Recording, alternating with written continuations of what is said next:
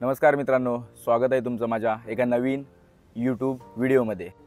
आज मी शेअर करणार आहे तुमच्यासोबत अशा 5 मसल गेनिंगच्या टिप्स ज्या तुम्हाला खूप जास्त हेल्प करतील तुम्हाला मसल गेनिंगमध्ये। Tip number 1, progressive overload. तर आज आपण समजून घेऊया प्रोग्रेसिव्ह ओव्हरलोड म्हणजे काय।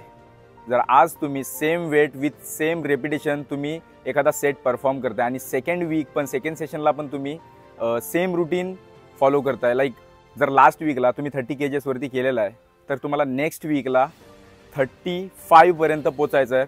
2-4 रेपिटेशन्स कमी आले तरी चालतील, पण तुम्हाला 35 पर्यंत पोचायचं आहे आणि रेपिटेशन्स हिट करायचे आहेत लास्ट टाइम तुम्ही केलेले आहेत त्याच्या एवढे, या तर त्याच्यापेक्षा 2-4 रेपिटेशन्स कमी आले तरी चालतील। ओव्हरऑल म्हणायचं झालं तर लास्ट सेशनपेक्षा जास्त वेट लिफ्ट करणं सेम रेपिटेशन्स वरती, त्याला आपण म्हणू शकतो प्रोग्रेसिव्ह ओव्हरलोड, जे तुम्हाला डेफिनेटली करायचं आहे। जर तुम्ही सेम रेपिटेशन सेम सेट करत राहाल तर तुम्हाला तेवढी हायपरट्रॉफी मिळणार नाही। सेकंड टिप आहे तुमचा स्लीप शेड्यूल। तुमचा स्लीप शेड्यूल जो आहे तो कमीत कमी 7 ते 8 तासाचा हवा असला पाहिजे, कारण की तुमची जी डीप स्लीप आहे तुमच्या डिपेंड करतं तुम्ही काय टाईमवरती झोपताय आणि कुठल्या टाईमवरती उठताय, पण तुमची जी 1.5-2 तासाची डीप स्लीप आहे ती खूप जास्त इम्पॉर्टंट आहे तुमच्या रिकव्हरीसाठी। जर तुमचा स्लीप शेड्यूल चांगला नसेल तर तुमची रिकव्हरी तेवढी चांगली होणार नाही। थर्ड पॉईंट आहे तुमची सफिशियंट प्रोटीन इंटेक। आता सफिशियंट प्रोटीन इंटेक म्हणजे काय? जर एक नॉर्मल पर्सन आहे जो वर्कआउटसुद्धा करत नाही आहे, जर त्यांचा वेट 80 किलो आहे तर त्यांना 80 ग्राम दिवसाला प्रोटीन इंटेक करणं महत्त्वाचं आहे। ते वर्कआउट करत आहेत की नाही डझंट मॅटर।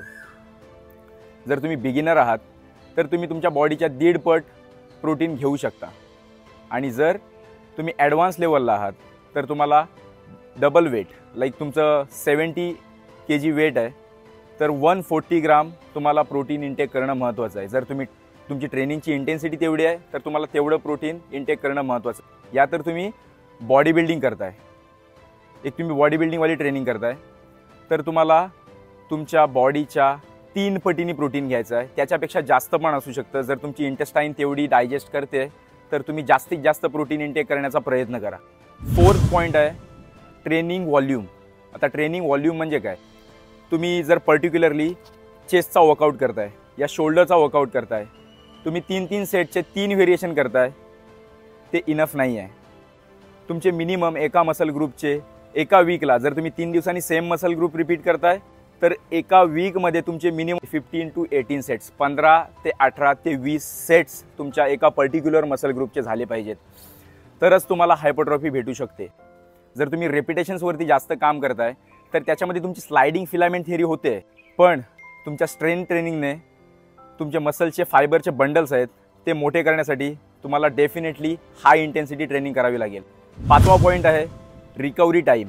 आता रिकव्हरी टाईम म्हणजे काय? तुम्ही ज्या मसलला ब्रेकडाऊन केला त्याला रिकव्हरीची गरज असते। डिपेंड करतं तुम्ही कोणत्या मसलला किती ट्रेन केलं। जर तुमचा मसल ग्रुप मोठा असेल, लाईक ग्लूट्स किंवा क्वाड्रिसेप्स, तर त्याला मिनिमम 48 आवर्सचा टाईम द्यावा लागतो त्याला रिकवर होण्यासाठी। आफ्टर 48 आवर्स तुम्ही त्याला ट्रेन करू शकता परत। जर तुम्ही आज क्वाड्रिसेप्स केलेत देन अगेन तुम्ही स्क्वॉट्स करताय 2 दिवसाने, या सेकंड डेला तुम्ही बॉडी वेट स्क्वॉट्स करताय, ते काम नाही करणार। तुम्हाला मिनिमम 48 आवर्सची त्याला रेस्ट द्यावी लागेल। तर थँक्यू। आय होप तुम्हाला हे टिप्स समजल्या असतील। मी खूप जास्त एक्सप्लेन करण्याचा प्रयत्न केला आहे, तुम्हाला चांगल्या पद्धतीने समजावण्याचा प्रयत्न केला आहे, तुम्हाला त्या आय होप समजल्या असतील। तर या टिप्स तुम्ही नक्की तुमच्या रूटीनमध्ये ॲड करा। कमेंट करून सांगा तुम्हाला नेक्स्ट कोणत्या टॉपिकवरती व्हिडिओ हवी आहे, आणि माझ्या चॅनलला सबस्क्राईब करा। जर व्हिडिओ आवडला असेल तरच लाईक करा। Thank you so much.